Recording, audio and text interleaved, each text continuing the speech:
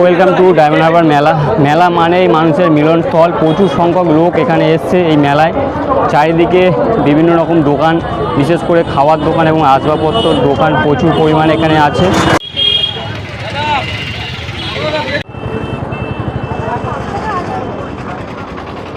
তো এখন আমরা এগিয়ে এসেছি ডায়মন্ড হারবার যে মেলা, সেই মেলার মাঝখানে আমরা এসে